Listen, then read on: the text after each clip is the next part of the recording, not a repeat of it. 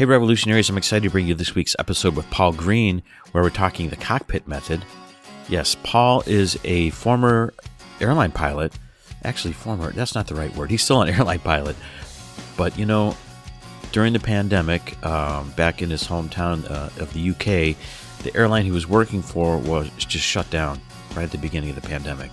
I mean, assets got frozen. He got thrown out on the street. No severance pay, etc. Lost his dream job, and it's been over a year since he's been flying. But in the interim, he was able to change it up, pivot, and become an entrepreneur now. And he's created something called the cockpit method, based on all the training and understanding of the world that pilots have. So it's really interesting. You have to listen to the episode to find out more about exactly what the cockpit method is. But before we get to the episode, I have to admit I'm a little unfocused right now because it's Friday morning. Friday morning, and my friend and colleague and podcast sponsor Aya Schlachter is coming over this morning. Or no, she's coming over for lunch. I'm sorry. See, I'm unfocused. She's coming over around lunchtime, and we're going to go over this new portal that she's putting together for her clients. So it's like an onboarding portal that takes you through sort of her design ideas and courses. It helps you basically communicate your requirements for her team. And she's using me as a guinea pig this afternoon.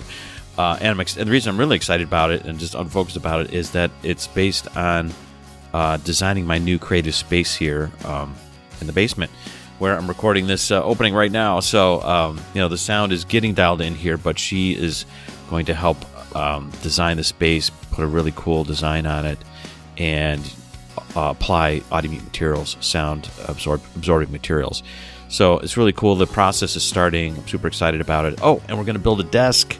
So she recommended a standing desk that she likes to use, and so I bought the same one. So it's in the box upstairs. So we're going to open that. And anyways, it's going to be a fun afternoon, but I'm kind of excited, and it's a little bit hard for me to focus right now to record this opening. But hey, I just wanted to share that with people. Remember, if you get a chance, check out MGS Graphics Pro and MGS Global, I think is your new website out there. So you can find those links in the show notes, of course, and you can get 15% off if you check out MGS Graphics Pro. So check that out. All right. Right now, let's get to this episode with Paul because it's awesome. Here we go. This episode of Jim's Reinvention Revolution is brought to you by MGS Graphics, a graphics production support firm delivering services to ad agencies, graphic designers, brand managers, retailers, and product manufacturers worldwide. MGS Graphics is not only reinventing, they are revolutionizing graphics production support. So how do they do it? Well, they free up your team to focus on big ideas while MGS Graphics handles the execution.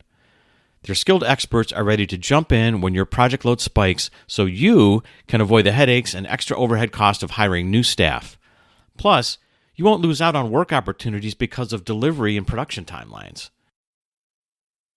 Did you know their skilled staff of professionals use the best and most widely used graphics software on the market? And when it comes to project management, MGS Graphics provides the highest level of customer service by assigning you a dedicated project manager.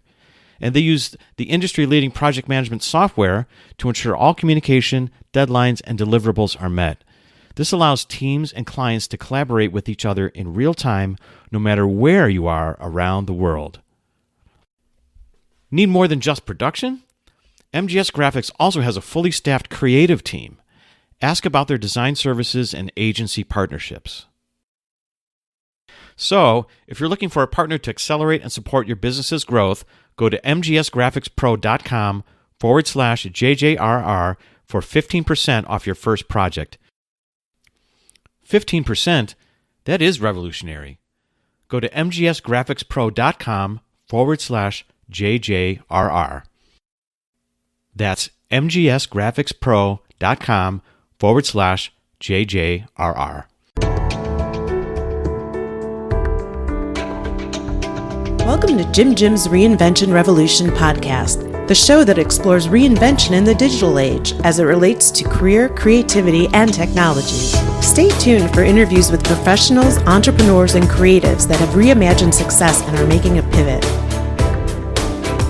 If you'd like to listen to the entire back catalog, visit JimJim'sReinventionRevolution.com for instant access. And now, here's your host, Jim Jim. Hey everybody, welcome to episode 84 of Jim Jim's Reinvention Revolution podcast.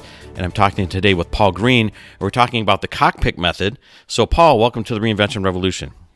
Hi, Jim. Thank you so much for having me. It's a real pleasure to be here. Well, I love that you decided to come back. So we had this crazy call when I was trying to set up this interview where my phone died. I'm sorry I wasn't prepared for that, but Paul came back anyways, everybody, which is cool. and technology, right? Yeah, and I'm really excited because you're the first airline pilot that I've had on the show. And I think that's a very timely, this is like such a weird moment in history, really. Coming out of this pandemic, like maybe once in 100 years, that massively affected the airline industry and all these, different, travel places. And so I have some questions for you, which we'll get to in a second, just about maybe general travel and safety and how you're thinking about the world these days from a pilot's perspective. That would be interesting for everybody to hear. But before we get into that, I wanted to make sure we dive into your unlikely journey into entrepreneurship, let's say, and the turbulence you've been dealing with, your personal turbulence that you've been dealing with over the last year. See what I did there, everybody? Airline pilot, turbulence. Okay. And how you came up with the cockpit method. So maybe you can start with what the cockpit method is, and then maybe rewind and dig back into your story here. So. Yeah, sure. So the cockpit method, kind of the basic element of the cockpit method is that I take everything I've learned in the commercial cockpit, my 10 years in the aviation industry, and teach it to businesses. There's so much stuff that we do as pilots that is almost second nature. There's so many methods that we use in cockpit in terms of decision making, risk management, how we look after ourselves, how we take care of our passengers. Every time we make a decision in the cockpit, it's a life or death decision. And there's so much that other industries can get from that way of working that they don't do at the moment.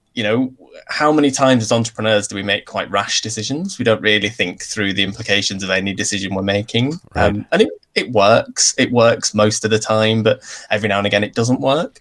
And in the commercial cockpit, you just can't do that. You have lives in your hands every single day, your own life, right. Certainly. More importantly. So everything has to be thought through, but also everything is so simple. It's just simple methods that are easy to apply. So that's what I kind of wanted to bring to the world, really. So that's the cockpit method in a nutshell. I see. Okay. And so is this something that as a pilot you get trained in, like going through school or through your certifications, or is it just more your experience of on the job, real world, putting fires out every day and really managing lots of people and lots of customers that you're responsible for, like the passengers on the plane? Yeah, it's a mixture of both things. So when I did my pilot training, or before I even applied to flight school, I had to do a series of tests. So, basic aptitude tests, hand-eye coordination, decision-making, risk management, those kind of things that you have to have a certain level of aptitude in order to be able to do the job as a pilot. But then after that, it's all just completely taught to you. So that's the thing that I found most interesting, the fact that anybody really with the right aptitude can be trained to be a pilot, because you are trained to deal with checklists and procedures and methodology. And it's just about having those robust procedures in place that allow you to ultimately deal with these situations. I could teach you right now a decision-making method that we use in the cockpit and tell you to use that every single day for every single decision you have to make. And eventually that becomes second nature. And that's how we do it in the cockpit. We don't treat an everyday situation any differently to an emergency. So if I'm deciding how much fuel I want to take on a flight, I would use the exact same decision-making method as I would use if we were on fire at 38,000 feet somewhere over the Atlantic Ocean. And that's the important thing for me, that you don't just step up when things get bad, that actually those systems, those methods are ingrained in you from the very beginning. Right. Well, I like that idea, and it speaks to me because I've been in the engineering and technology world, and what I tell people a lot is you have to have this process, and when you're emotional and when you don't know what you're doing, that's the thing you can rely on. Is like, wait a second, I know there's a process to go through here. Maybe a checklist, but really more of an ingrained process. Checklist sort of. I have a love and hate affair with checklists because it sort of stops your thinking in a way. So it's why I don't like them. But they're a good quick test. But anyways, having a process is like a key thing to me. So all right, so you put this program together, and how did you get your first clients? Because you're not an entrepreneur by trade, which I want to hear about, because you have a pretty amazing story of obviously how this came about. But how did you go about getting your clients, or why are people open to working with you? So it all started during lockdown in 2020. So obviously I'm in the UK. We had a full lockdown, and the National Health Service in the UK. So that's our all the medical like doctors, nurses, general practitioners, all those kind of people. We have the NHS in the UK. They were looking for volunteers just to help relieve some of the burden. That was the biggest thing that was threatening the UK during the pandemic, was that our entire health service could collapse. If we have hundreds and thousands and millions of people in hospital, the whole system could collapse around us. And that's far worse than deaths from COVID, which are still pretty bad. So they were looking for volunteers. So I was just volunteering for my local pharmacy, and they were looking for people to just take medicine to elderly people who were shielding. So in the UK, we had shielding systems in place so that people who couldn't go outside, or people who shouldn't go outside, who were high risk, vulnerable people, they stayed at home. And I was just talking to the pharmacist one day about the commercial cockpit and about how pilots deal with stress and how we deal with fatigue. And this particular pharmacist said, "Oh, do you know, that would be really good in healthcare? Like, we really need this right now." Oh, because okay. when we talk about stress, we talk about. Just lost my microphone. Yeah, that's all right. When we talk about stress, we talk about removing the stressful factors from your life. So, if something's causing you stress, get rid of it, or remove yourself from that stressful situation. And if you imagine being a pilot, 38,000 feet, halfway over the Atlantic, when there's an emergency, yeah, you're not going to take the yoga mat out and start meditating, or like you can't hit the ejector seat either. Like, you got to deal with the situation, right? Yeah, start putting the parachute on. Right. Sure, the passenger would love that. Yeah, exactly. See you guys.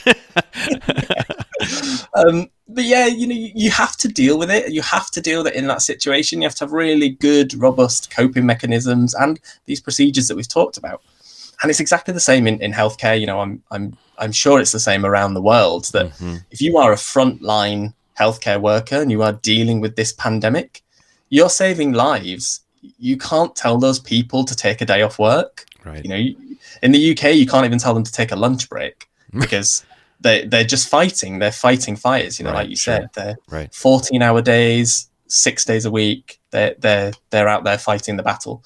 They need these coping strategies and these mechanisms that pilots use to just survive. Just get through every single day. So he put me in touch with somebody who worked for one of the hospitals in the UK. I spoke to them and started delivering training for them. They were my first. The National Health Service in the UK were my first client. Wow. Start small, right?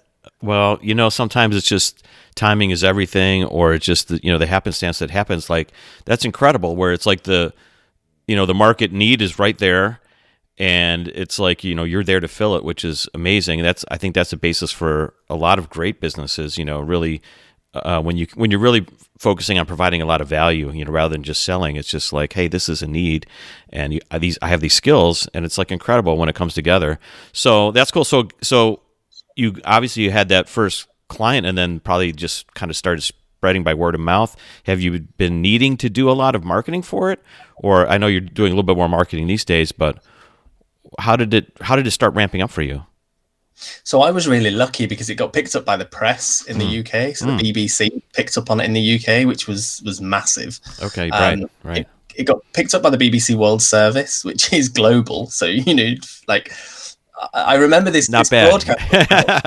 Yeah, again, keep it small. Right. I remember talking to my mentor, who was like, "I've been trying to get on that show for 5 years, and you've been doing this for 5 minutes." It's, like you said, it's the right story, isn't it? It's the right. It really is. Yeah, that's what's really cool about it. but yeah, I got picked up in the press, and it was so funny because the hits on my website, like generally my website was getting maybe 5 or 10 hits a day, and it crashed within an hour of this broadcast. Wow. It was insane. I just couldn't cope with it, and I didn't know what to do with it. Right. It's hard to wrap your head around it. Yeah, and just trying to figure out what it was, or people emailing me just with good wishes, and people who wanted to get involved, and investors, and I mean it was insane. The weirdest one for me when I realized kind of how far it had gone was I got contacted by a group of guys who worked on an oil rig just off the Canadian coast. And they were like, yeah, we love what you're offering. We'd love you to come do training for us. And you think that's, 2 months ago, I wasn't even going to be doing any training. I was sitting here thinking, when am I going to get back in the sky? And now I'm talking to people on an oil rig. What a great customer application for it too. Like that's super stressful environment, right? Oh, that's so interesting. Well, okay, so let's dig back into your story a little bit further because there's so many questions popping up in my mind just like listening to your just recent experience, knowing that you weren't an entrepreneur. You were a pilot, and you had your job set. You were working at your dream job, right? It's like this was like, and it sounds like looking into your background a little bit. There was like kind of a struggle even to kind of conceive this in your own mind, maybe with your family or the community you came from, where it's like, Paul can't be a pilot. That's crazy for him to think that way, even. But you kind of really really reached for the brass ring and got it, and then because of the pandemic, it just went away like overnight. So can you tell people about that experience and how you got into this being entrepreneur guy? Yeah, absolutely. So interestingly for me, I always wanted to be a pilot ever since I was a young boy, as I think many do have that dream. And it was kind of when I was going through secondary school here in the UK that I think people realized I was actually serious. It wasn't just kind of the boy who's like, oh, I want to do that. I want to fly this thing that's really fast. Yeah, there was more to it. And it was my careers advisor at school actually told me that I wasn't good enough, that my maths and my physics were just not good enough. Really? And not to even try and pursue it. So I just kind of had the dream taken away from me then, at the age of 15, being told, don't do this. It's not right for you. And pilot training is really expensive as well. And, the upbringing I had, was not a bad upbringing, but we just would have never had the money to fund pilot training. So I put myself through university anyway, in London. I went off to train to be an electrician, mainly working in theatre and events. Okay. And it was around the time that the global recession started to happen. The entertainment industry started to suffer. And I saw an advert out there for one of the UK airlines that was recruiting. And they were offering scholarships. So I applied for this scholarship and thought, do you know what? Like, what have I got to lose? Part of the assessment for the scholarship was to fly a commercial simulator. So I was like, well, that's just a fun day out, isn't it? Like, yeah, it's kind of cool, right? Anyway. Getting an A320 and just mess around with it for an hour. So I did the assessment day, absolutely loved it. Thought, do you know what? Like, I can see this. I can see this being my career. Mm-hmm. Got a call at the end of the day to tell me I hadn't been successful, and it was like, well, the teachers were obviously right. This isn't the right career for me.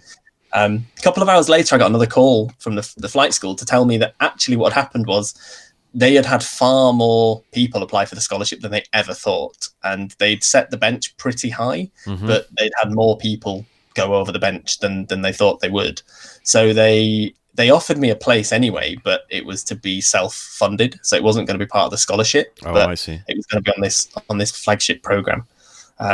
So it was a real kind of panicky moment of thinking, well, what do I do now? That is kind of crazy, right? Yeah, thinking this career is never going to happen, and now all of a sudden, I was 27. Oh, so you're a little bit older, right? You're not quite just in the school zone anymore, right? University. No. Right? So I had 10 years of doing the thing in London, and me and my wife had just bought a house in London. So we were really happily settled, and decided to just pick up and do something different, follow the dream. Wow. Okay. Yeah, we remortgaged our house to free up the capital to do it in order for me to be Really? able to fund it. Okay, well, hold on, stop right here, okay? Because this is interesting. This is what I think people listening need to figure out for themselves or hear. Like, so how do you end up making that decision, or because it's about fear, it's about going against social norms or whatever it would be. Like, where did that come from? I think I've always been the kind of person who, if I want something, I go and get it. Mm-hmm. I will always kind of chase what I want, but I'm also quite good at mitigating risk. So the flight school that I applied to had a process in place where if you didn't pass the exams and if you didn't graduate as a pilot at the end, they would refund your fees. Oh, interesting. Okay. Because of the selection process, because the whole process to get you onto the course is so robust. So it's a 2-day solid process to kind of get you there. So it felt like there was minimal risk. I mean, there's still risk. And sure. Sure. It's £100,000 to train to be a pilot in the UK. So it's just a small chunk of cash. Right. Yeah. Not a small sum, but you know what? Okay, so I like your thought process. So this makes sense to me that you're the right kind of guy to be a pilot because you're thinking through all the scenarios, you're weighing the risks at all points here and making a calculated risk. Because of course there's never zero risk. There's always some risk, right? Yeah. Yeah. Cool. All right. So you decide to go for it. Yeah. And obviously you were successful. So what happens when you start becoming a pilot then? So the training was 2 years, finished the training around the time that the Brexit vote happened here in the UK. So there was a bit of a shortage of jobs. So it actually took me a little bit longer to get my first job. But I got it. But the way it tends to happen in the UK is that because of the way things happen in Europe and how tied in we are to Europe, the vast majority of pilots, when they start their career, get put in Europe.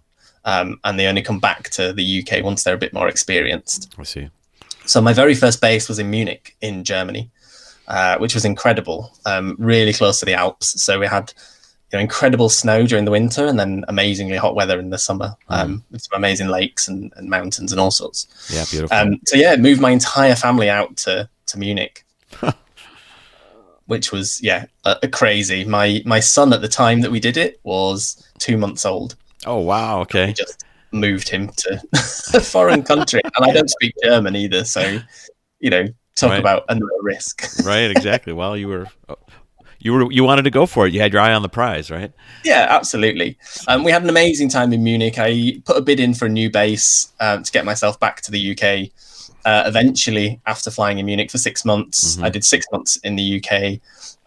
Was loving it. It was the absolute dream. We bought a house down on in the southwest in the UK, and on the day that we agreed the sale on our house, the airline collapsed. So the airline entered administration. Oh, really? Wow. Yeah. So that was the pandemic time right there. No, this was another one. This was two. Wow. Okay. Yikes. So what year was this about? This was 2019. Oh, wow. Okay. So what happened? You can see where this story's going. Yeah. So what happened there? Okay. So I managed to get another job. I got another job really quickly. Again, I'm just that person who I kind of don't stress about it too much. I just get on with it. Right. Just get on with something's gone wrong, regain control of the situation. Got it.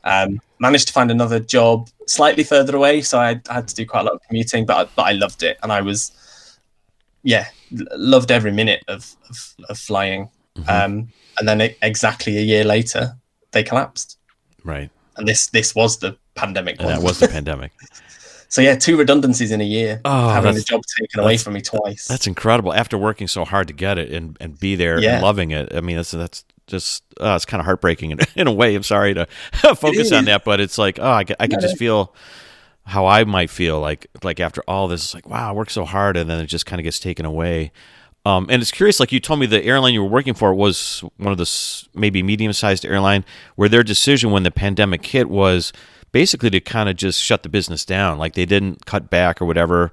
It wasn't like, British Airways is still in business, right? I mean, it's, they just cut down, but they couldn't, or they didn't have the resources to. So this was really like, there's no job for you here. This is done, right? Yeah. Yeah, so we got it was quite a difficult day actually. So luckily I wasn't working, but we have a WhatsApp group for loads of pilots, and some pilots were saying, I've just landed in Manchester, and we've been told to get off the airplane. The authorities. They're not even home. Yeah, right. Jeez. Yeah, the authorities have come and they've seized the airplane. Right. And that's it. You're stuck. You're stuck in this airport. Right. All company assets were frozen. Company credit cards didn't work anymore. You are just stuck. Right. And then we got an email at 2:00 in the morning to say that we're really sorry. We've tried to do everything we can. Right. Basically, we're writing blank checks now, right. and it's illegal. It's illegal to write checks that you can't cash. That's right. So there is no choice. You've got to collapse. Incredible. And then they call in the administrators. The administrator frees all the assets. So I think it was about 5 days before payday. So all the bank accounts with all the money in it that would have been used for staff salaries were frozen. So no severance pay or no proper structured layoff where they pull you into the office and say this is what's happening or whatever. It just was sounds like chaos, honestly. Yeah, pretty much, because it's an administration. The way it works in the UK is from the minute you call in the administrators and tell them to make the company insolvent, I see. They just freeze all assets, and, Gotcha. and anything that belongs to the company no longer belongs to the company anymore. Right. So yeah, you get nothing. So the previous month's salary. So I'd worked for a month and didn't get paid for that month.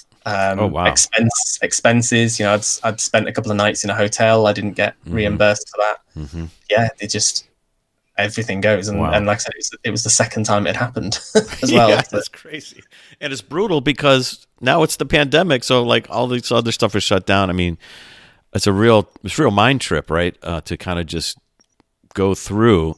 So when that immediate sort of disruption happened, were you immediately thinking like, well, I have this training. I've been in stressful situations before, like how did you work through it? Or did you panic, for like a couple of weeks or what? Yeah. What were you thinking back then? I didn't panic, but I certainly went into I need to do something kind of frame of mind. Like I need to do something. I need to be working. I need to get a job. I need to provide for my family. Certainly. Yeah. We went into lockdown in the UK a week later, so a full national lockdown. Nobody can leave their houses, which in a weird way kind of helped the situation because I was then forced into, I can't do anything. It was all taken away from me. But I was trying to find any job at the time. I wanted to do something because I thought, you know what, the pandemic in the UK, they were telling us it was going to last 3 months, and then things will happen again. And I mean, we're 15 months into it now. Right. Who knew? Yeah, exactly. So yeah, for me at the start, it was almost about just weathering the storm, like doing something. So sure. I applied for a few different jobs and I just kept getting knocked back. So I applied for a job as a delivery driver and I was told I wasn't experienced enough to drive a truck, even though I used to fly a 50-ton aeroplane. Right. It's incredible. I was told I applied for a job as a store manager and was told I had no management experience, even though I used to manage a commercial aeroplane and the whole operation around that. Applied for a job in a call center and was told I had no customer service experience, even though responsible for hundreds and hundreds of passengers every single day. Yeah, same. And I just started to think at that point, to myself, like, nobody gets that I'm quite skilled. Right. I have loads of skills, but people don't get it. I think it's like cabin crew, isn't it? People see cabin crew or air hostesses as just making tea. Right. And actually, if you think they can, all the medical training that they receive, I mean, they can deliver babies in the air. Right.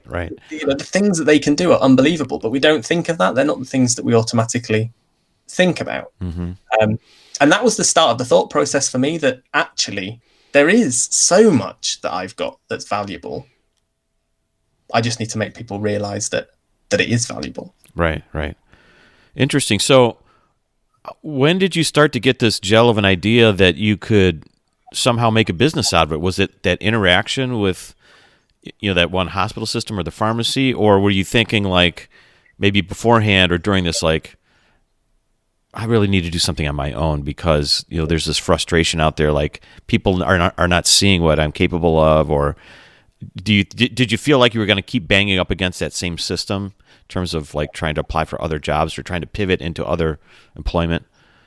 Yeah, definitely. I definitely thought that's what was gonna come up. I started off trying to think about what my transferable skills were, and almost trying to think of ways to sell myself into other businesses, and think, I'm going to have to tell them basically why I am so special. That's right. And then as I kind of started writing things down, I thought, actually, there's potentially a book in this. I could maybe write a book about a pilot's skills and transferable skills. And then I was just talking to friends who work in other businesses around me, and some who work in London, who were all saying, that would work really well in our business.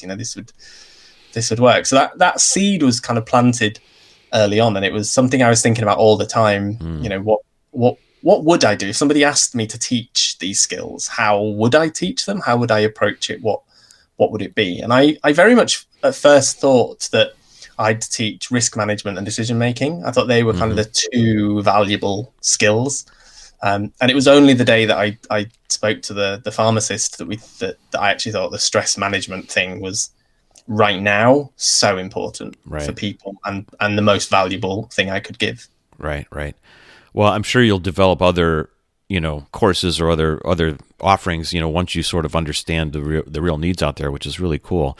Well, that's great that you kind of jumped on this. Now, in terms of developing the business, you said that you've been working with a mentor, and you've had to figure out, kind of online stuff and how to put web pages together and the marketing part and all that kind of stuff. How did that develop? Did you have other closer friends that were running businesses to kind of lean on, or did you have to go out there and just start typing into Google and just figure out this stuff on your own? It was a mixture of both, really. I think there's a lot of stuff on Google, and I think because I'm quite an analytical person, so I really do my research. I'm not just going to search onto Google how to create a web page and get the first one, which I think a lot of people do, and it works for some people. Yeah, I made sure I really understood what it was I needed to do, and for me, it was almost like something I felt like I needed to do it myself. It was almost like a rite of passage that if I'm going to set up my business, I need to experience every single step of this entrepreneur's journey. Outsourcing would have been so much easier, and paying people to do things for me would have probably saved me a lot of time. But I felt like I needed to do it. I needed to be part of that process, because I think as entrepreneurs, you've always got to think forward to the future, and I've got to think forward to, if I want to grow and scale this to a multi-million-pound business, which is what I'm aiming to do with it, if I'm then managing people, I need to understand what their role is. And again, that's so crucial as a pilot. We know what every single person is doing. We have, we really rely on the people around us, and I'm sure you'll know this from an engineering background. We trust our engineers. We trust our engineers with our lives, because every night when they're doing maintenance on the airplane, but we understand the process that they're going through. Of course, we don't understand it in the detail that they know it in, but we know the process. We know what they're doing. We know how it's being done. We understand it because we've had some experience of it. For me, that's really important as an entrepreneur, that from day one, I was in the process, that I was in my business, and that I was the one who was driving it forward and making it work. And then from there, I joined a mastermind program, which is where I met my mentor, Helen. I joined her mastermind program. So just having people to bounce ideas off of and talk to and understand. And I think they quite like it as well, because I'm more the unconventional business owner that, we'll have a conversation and someone will say, oh, I'm going to do this webinar, and I've had this idea to do this. And I say, well, why are you doing it like that? And their response is always, because that's just how it's done. That's how we do those things. And I will always come back and say, but why? Why do we do it? Why can't we do it differently? Why don't we do something a bit unusual with it? So I think it's really important to surround yourself by people who can help you, because that's ultimately how we grow, don't we? We learn from seeing other people. I think it's not possible to make all the mistakes yourself. And again, that's something that's come from the cockpit. Almost every mistake in aviation is catastrophic. So you can't make a mistake and learn from it. You have to learn from other people's mistakes. Oh, I love. Wait, say it. Can you say that again? I want to make sure everybody just heard that for real. Yeah, absolutely. So you can't learn from every mistake, because every mistake can be catastrophic. So you have to learn from other people's mistakes. Right. Yeah, that's brilliant. Yeah. Okay. So valuable as an entrepreneur. Why do we shy ourselves away? We see failure as a weakness, and we think that if we show weakness or we tell someone we did something wrong, then our competitors are going to jump on us and throw us out of business. Right. Whereas actually we can learn so much from just saying, do you know what? I did this thing and it didn't work. So don't do that. Do it differently. And I think that's how I work. I surround myself with people that I can learn from their mistakes. Well, absolutely. Well, finding your tribe, finding the people that you need to learn from is super important. That's why I love the podcast idea and concept. That's why I'm trying to share this information with others in terms of people that need to pivot or need to reinvent themselves. We need to understand how to do this, or need the motivation, or just need the insights that you're sharing, with everybody right now, to understand, how could I do that? Why haven't I done that? Trying to unlock our own mindsets, to grab onto these ideas. Really cool. Well, I just, based on, again, just listening to your thought process and your training, your pilot training, it really makes you, I think it's made you, ripe to be a great entrepreneur. So, so maybe you just found another kind of nugget of cool things and that's going to happen for you in your life, which is great. But going forward, I have a couple questions in terms of, like I said earlier, in terms of the airline industry, and maybe for yourself personally, but also for people that are interested in traveling and getting back on planes, and now things that are opening up again. So one question is, in terms of safety and travel, in terms of, have you been talking about this amongst your colleagues and stuff, in terms of just basically on the virus part? Let's think about that first. And sharing the virus, getting sick, and doing long haul flights. What's your take on the safety in terms of wearing masks, not wearing masks, or how prevalent the virus is spread on a plane? That's a really, really interesting one, on a plane in particular, because there are so many safety features built into an aeroplane. So for a start, the filters. So air is filtered with medical grade filters. Mm-hmm. So the air that's moving around an aeroplane gets filtered before it comes back out. So everything gets kind of sucked into the floor and then filtered, and then it comes back in again. And as I said, it's the kind of filters that they would use in a hospital. Mm-hmm. So these are made to trap viruses. They're there to stop this kind of thing happening. I was also reading something really interesting the other day about wearing masks on an aeroplane. I think personally, if it makes people feel better to have people wearing a mask, then I think it's certainly something we should be promoting. Sometimes I think it's almost an appearance thing, that you will hear people who won't even look at the science, but they would say, well, I'm never going to get on an airplane unless people are wearing a mask. And it's almost like you've got to do that to give people the image that you're doing something about it. It's like, when you go to fast food restaurants, people, they're constantly seeing tables being cleaned. So they think that the tables are really clean, versus, if you didn't see that, you'd think, because you're seeing it, you're seeing the stuff in front of you all the time. Right. But interestingly, on an airplane, where everyone's facing forward, you've got a seat in front of you, which is a shield. So even if you did have the virus and you cough, the chances of transmission are not that high, because anything that you cough is gonna hit the seat in front of you, and it's not going to go kind of beyond that. So the risks of it spreading around are quite small. For me, I think the bigger risk is the countries that you fly to, rather than the actual aeroplane. Yeah, the interactions when you get there. I gotcha. Yeah. Cool. Well, because I just think, I haven't been on a plane in, over a year, and I was traveling a lot, previously. So I'll probably start domestically and, get back into it soon here this summer, which is cool. I'll start feeling more comfortable, I'm sure.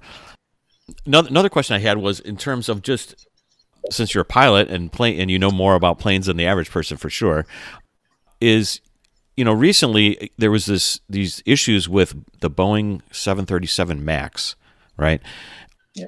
And this is just from my engineering world of things and my curiosity about how safe planes are in general. Where they had these two airliners that went down and they killed a bunch of people, unfortunately, and they tracked it back to this. There was I think it was an altitude sensor on the front of the plane. You might know this because you would be interested in it. And they since rectified this, but there's some issues with the MAX in particular, in that the engines are really big and they have these other sensors to make sure the plane was balanced properly, because it's now the MAX, it's not the regular 737. What do you think about the safety or the solution that those planes are flying again? What do you feel about flying in one of those planes? For me, that kind of thing always comes down to reliance on automation. Mm-hmm. So the way I won't get too technical into it, but the way the 737 works, or the way a lot of airplanes work, is they have a stall detection system built into them, mm-hmm. So that you basically can't stall the airplane. And you stall an airplane by raising the nose too high. So if you raise the nose too high, it basically will fall out the sky. Right. So what most airplanes do is, if they detect that the nose is raising too high, the airplane will physically push it down. So that the airplane will take control and will push the nose down. So it will physically stop you from going too far. Right. What the 737 MAX was doing is, because of the engines and the way the center of gravity was, is it was actually detecting this too early. So airplanes were taking off and they were literally lifting the nose off the ground on takeoff, and the airplane was pushing it back down again. Mm-hmm. And they're really close to the ground when these things are happening. So it's really kind of crazy. From what I read into the reports, a lot of the time the pilots didn't actually understand what was going on. They didn't really see that there was a fault. I think there's sometimes a bit too much reliance on the airplane's there to keep us safe. It's got automation built into it that's there to look after us. Mm-hmm. And actually sometimes you just need to, it's an airplane, just fly the airplane. Right. I had it drilled into me, and again, it's one of the things I talk about a bit with business, is the 3 steps to flying an airplane is aviate first. So fly the airplane. We're trained to fly really small, light aircraft with no automation. Right. I could fly that, once upon a time I could fly that with my eyes closed. I wouldn't try it, but right.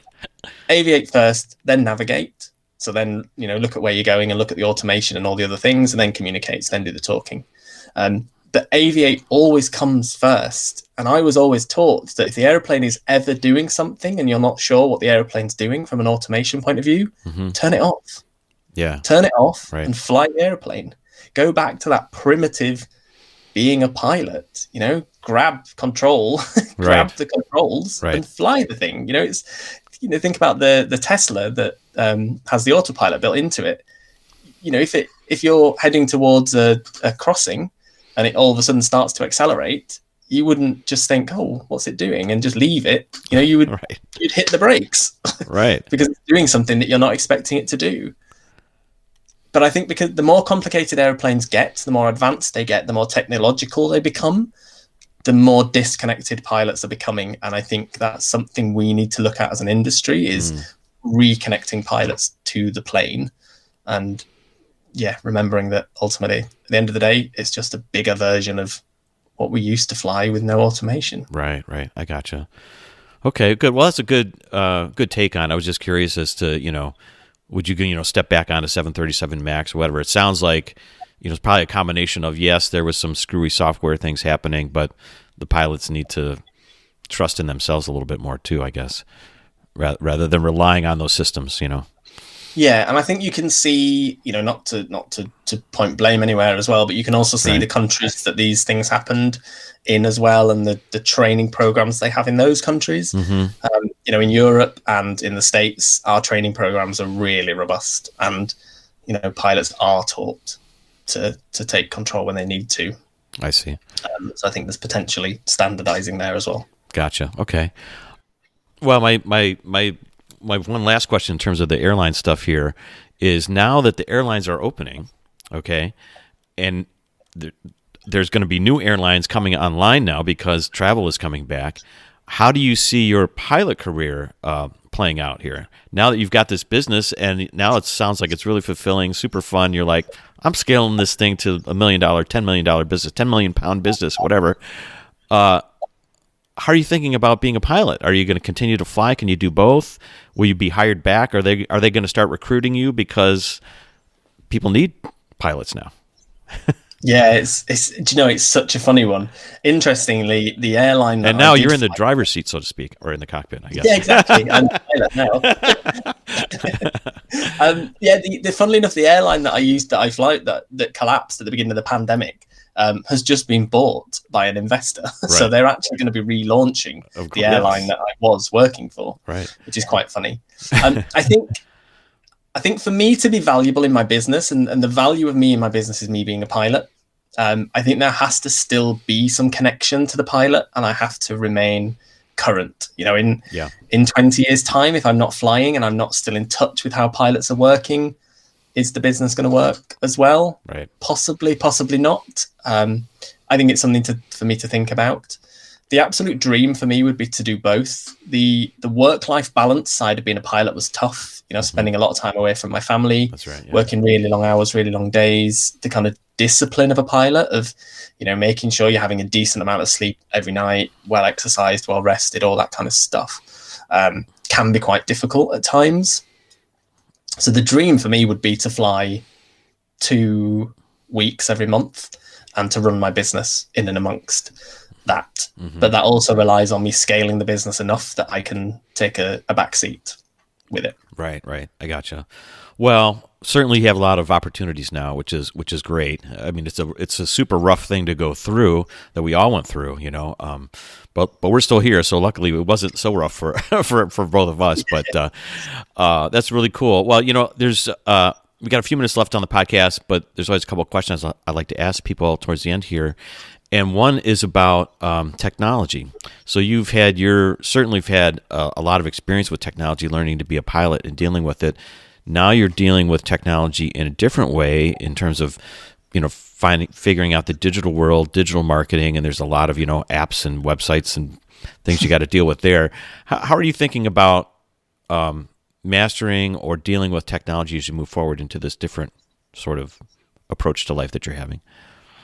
I love it. So I love technology. I will always embrace technology that ultimately makes my business more streamlined. I think streamlining processes ultimately is where technology is so incredibly valuable. I do make sure I do my research. Like, I don't want to just get kind of caught up in the next fad, the next thing that we think is going to be good. I remember Clubhouse coming online. Yes, I was just going to mention that, like Clubhouse, it was like, it got super red hot for a while, and now it's like, Clubhouse, what's that?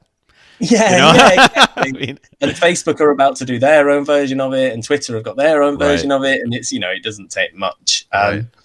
I'm happy to embrace any technology, and I loved Clubhouse when it very first came out. I still quite like Clubhouse now. Yeah. But I think it's important to be disciplined when it comes to technology, that you don't spend all your time setting something up that ultimately you might not use, that actually what you do is right for the job that you're doing it for. And again, it goes back to what we were talking about with the 737 MAX, that automation for automation's sake is never good, because you become reliant on the automation and you become disconnected from the job. But when automation really works and really helps you, it can be one of the best things ever.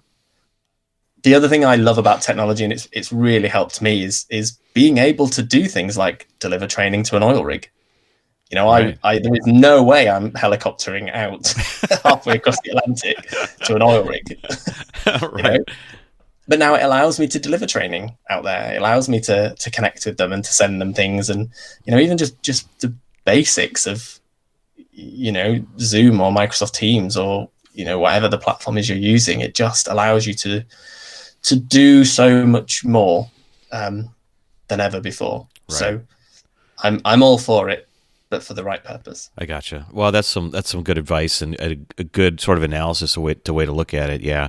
Like I always recommend to people is just try to embrace it, experiment with it, try to figure out how it could be useful for you, but don't feel like you need to do any of these things. You got to put it, whatever make it right for you. You know, you don't have to do everything, but a couple of them, understanding even though if you're frustrated, like I was just talking to my mom the other day, and she's very frustrated. She's older and she's dealing with technology, and I this is the way I explained it to her. I said, look, you're frustrated with technology, right?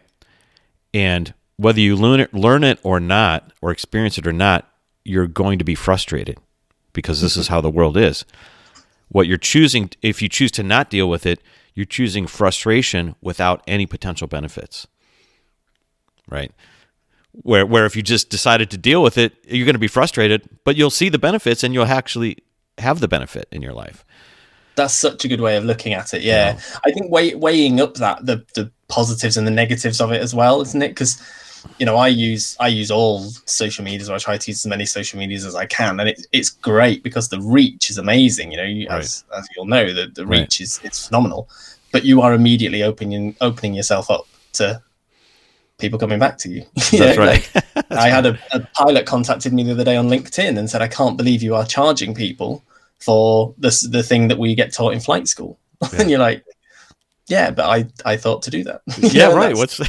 That is ultimately what I'm doing. But that's what we're all doing. That's what everybody right. This is everybody. I was surprised, actually. Like, I think there's some military, like post-military, when you get out of the military, some things I've seen out there that, those skills transfer, and they transfer into business management and leadership and all this kind of thing. So I've seen that kind of from military people that might be in the Air Force, or around the Air Forces around the world. That makes sense. But I've never seen like this idea from like the commercial world. I think it's really genius to kind of transfer these skills back and forth between industries. This is where a lot of value gets unleashed. Really. Absolutely. Right? And then, interestingly, I was talking to someone the other day in the National Health Service, again here in the UK, in one of the hospitals. They were trying to figure out a better way of when patients come out of an ambulance and they get taken into the accident and emergency centres that we have. Mm-hmm. They were trying to find a way of speeding up that process because it was all a bit too slow. If you've got someone who needs critical care and you've got to transfer them from one bed to another, and you've got to hook them up with all the different things. Mm-hmm. So they got somebody in from Formula One. And they studied how Formula One cars do a pit stop. Right. And that's what they're now implementing. That the way they can, give them a fuel change and an oil change and change all the tires within seconds, that is exactly what they need. Exactly. That's right. Exactly what they need. And you think, somebody down the line would have said, I can't believe we are teaching this to doctors. Why are we, we're teaching them how we change tires. Right. We're teaching them how to save someone's lives. But that's what being an entrepreneur is about, isn't it? It's about spotting that thing, that thing that's different that nobody else is doing, and making it work. Yeah, absolutely. I mean, there's such a creative endeavor, a creative process to it all that's really, speaks to me, and now is available to so many more people. That's what's really cool about all the technologies and the internet. Nice. Well, okay, I have one final question for you before we get out of here, and that is, can you share a reinvention revelation, that's what I call it, with people, something that you've learned along the way about yourself or about business through this whole experience of, pivoting and changing and reinventing yourself as an entrepreneur? What can you share for people to give them some insight or inspiration? The biggest thing I've learned is the saying, it doesn't matter. That actually, it doesn't matter. Sometimes we get so stressed about the tiniest details. And that's certainly something I picked up in the cockpit, that when you're thinking that every single decision is going to have a life or death consequence, you will spend hours and days and weeks refining something. So, when I very first set up my website, I spent ages creating this perfect website. And then I created the most amazing training course and delivered it, and it didn't work. And I'd spent so long creating this thing because that's what it's like as a pilot. As a pilot, I wouldn't go out there and I wouldn't put myself in a situation where I didn't know that I was 100% prepared. Mm-hmm. And I remember my mentor saying that to me really early on. It doesn't matter. It doesn't matter if you have an idea for something and you sell it, but the thing doesn't actually exist, because proof of concept is so much more important in those early stages than actually doing the thing. And I wasted quite a lot of time quite early on. And again, it's another lesson. It doesn't matter that I wasted that time. Right. I could spend all my time beating myself up about it, saying, "Oh, I spent a month when I could have been earning money creating a course that ultimately didn't work because it wasn't what anybody needed, because I hadn't asked what anybody needed." So that was, I guess, it's two things: to don't be afraid to put yourself out there without fully knowing where you're going. Right. Just if you've got a concept and something that can help, throw yourself out there. And ultimately, it doesn't matter. If it doesn't work, it doesn't matter. Right. Well, again, great advice, and that sounds like you have a great mentor there too, because that's something that's so different from the way you get schooled, or if you're in a process like becoming a pilot, whatever. It's like, you're supposed to have this 100% certainty and knowledge and all that kind of stuff, and it comes from that academic thing. And once you get out into the business world, it's almost 180 degrees the other way. It's sort of like you just sort of test and taste and figure this out and ask questions, and it's like just a different approach to life you need to have, which is cool, which is it doesn't matter. It doesn't matter.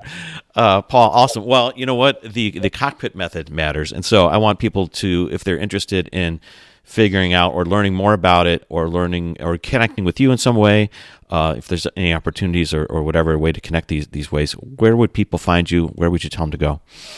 So the best way to find me is thecockpitmethod.com. And once you're on there, all my social media links are on there too. So cockpitmethod.com, and you can find me everywhere after that. Okay. Sounds great. Well, Paul, thanks so much for being on again. I really appreciate it. And, all that information will be in the show notes, so you can find it there. Thanks again. No, my pleasure. Thank you so much for having me. It was brilliant. All right, cool. Thank you for listening to Jim Jim's Reinvention Revolution podcast.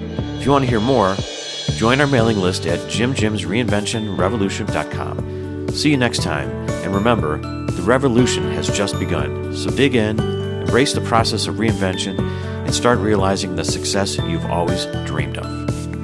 Hey revolutionaries, if you enjoyed today's episode and today's guest, let them know by commenting on their Facebook page, finding their Twitter handle or Instagram feed, and letting them know you heard them on Jim Jim's Reinvention Revolution podcast, and tell them what you got out of the episode, what you really liked, or how they inspired you. I know they would get a kick out of it, and will help others find the same value that you found.